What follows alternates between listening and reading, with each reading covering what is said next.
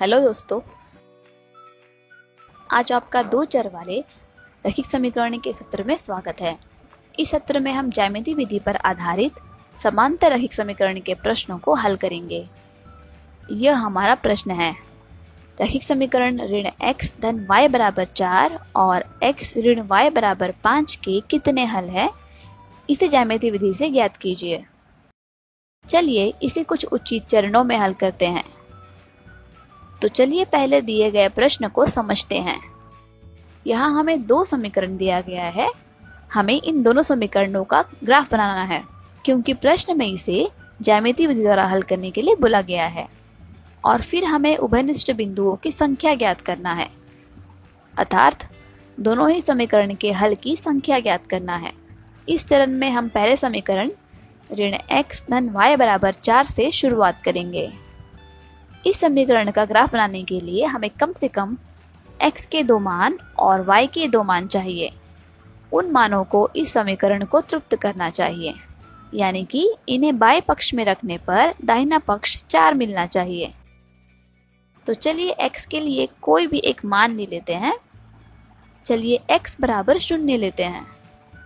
तो यहाँ हमारे पास ऋण चिन्ह है, पर इस ऋण का 0 पर कोई असर नहीं पड़ता है।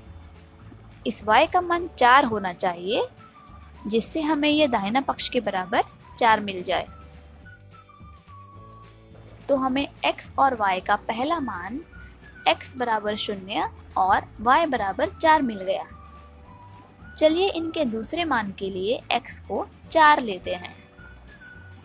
यहाँ x के साथ ऋण है, इसलिए यह ऋण 4 धन 8 होगा।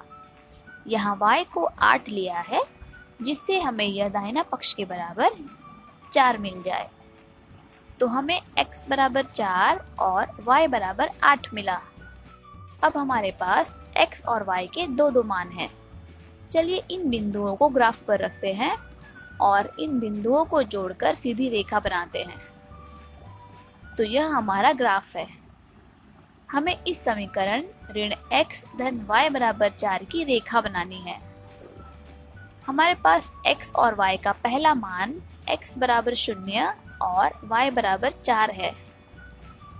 क्योंकि x बराबर 0 है, इसलिए यह बिंदु 4 यहाँ y अक्ष पर होगा और दूसरा बिंदु x बराबर 4 और y बराबर 8 है। तो यह बिंदु यहाँ होगा। चलिए इन दोनों ही बिंदुओं को जोड़ते हैं।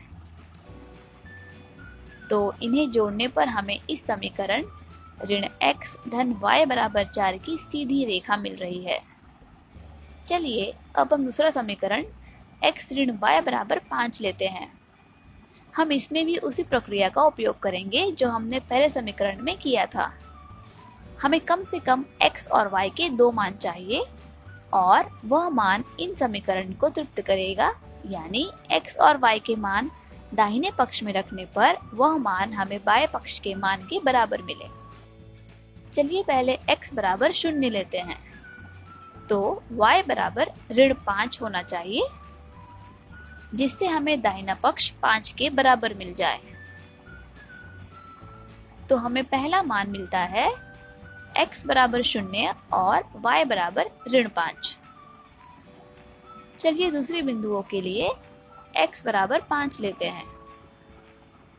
तो y बराबर 0 होना चाहिए, जिससे हमें दाहिना पक्ष 5 के बराबर मिल जाए।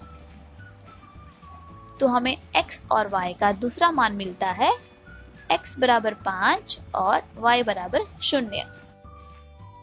चलिए इन बिंदुओं को ग्राफ पर रखते हैं, जिससे हमें समीकरण x ऋण y बराबर 5 के बिंदुओं को जोड़कर सीधी रेखा मिल जाए। यह हमारा ग्राफ है।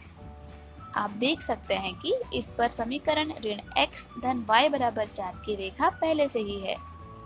अब हमें समीकरण x ऋण y बराबर 5 की रेखा बनानी है। पहला बिंदु हमारा x बराबर 0 और y बराबर ऋण 5 है। यह बिंदु y अक्ष के ऋणात्मक अक्ष पर होगा, क्योंकि y ऋणात्मक है तथा x 0 है। और दूसरा बिंदु x बराबर 5 और y बराबर 0 है। और क्योंकि y शून्य है इसलिए यह बिंदु x अक्ष पर होगा और x का मान 5 है तो यह x अक्ष के धनात्मक अक्ष पर होगा। तो हमें 2 बिंदु मिल गए। चलिए इन बिंदुओं को जोड़ते हैं। तो हमें इस समीकरण x ऋण y बराबर 5 की सीधी रेखा मिली। चलिए चौथे चरण में हम समीकरण के हल की संख्या ज्ञात करते हैं। यदि आप देख रहे हैं तो यह दोनों ही रेखाएं एक दूसरे को प्रतिच्छेदित नहीं कर रही हैं, तो यहाँ कोई भी उभयनिष्ठ बिंदु नहीं होंगे। और जब यहाँ कोई भी उभयनिष्ठ बिंदु नहीं है तो आप कह सकते हो कि इस युग्म समीकरण का कोई हल नहीं है। इसलिए इन दोनों समीकरण के हल की संख्या 0 है।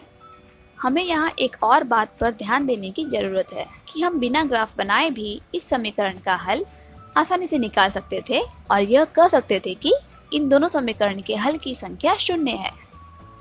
पर ये हम कैसे कर सकते हैं? हमारे पास 2 रैखिक समीकरण हैं। चलिए चर के साथ ही स्थिरांक को देखते हैं। यहाँ x के पास 1 है, y के साथ 1 और x के साथ 1, y के साथ 1 है।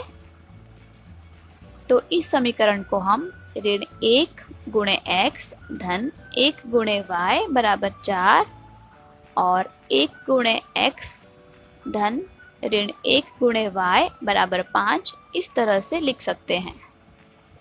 चलिए दोनों ही समीकरण के इन गुणांक को विभाजित करते हैं।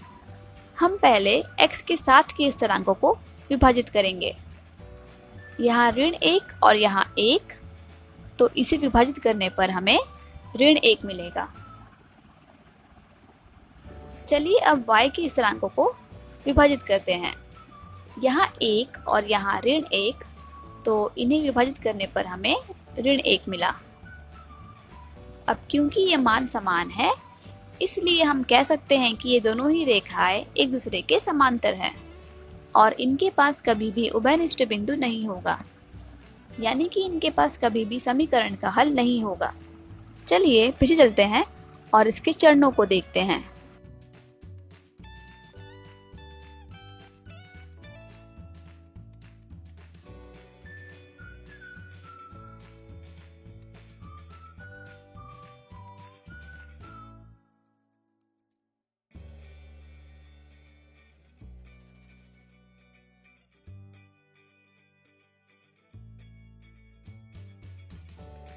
तो दोस्तों हम उम्मीद करते हैं कि आपको हमारा यह वीडियो अच्छा लगा होगा और अगर वीडियो अच्छा लगा हो तो इसे लाइक कर दीजिए, अपने दोस्तों के साथ शेयर कर दीजिए। और हाँ, अगर आपको वीडियो के बारे में कोई भी डाउट या प्रश्न हो तो आप उसे वीडियो के नीचे जो कमेंट बॉक्स है उसमें लिख कर बताइए। और हाँ दोस्तों, हमारे चैनल को सब्सक्राइब करना भी ना भूलें। धन्यवाद।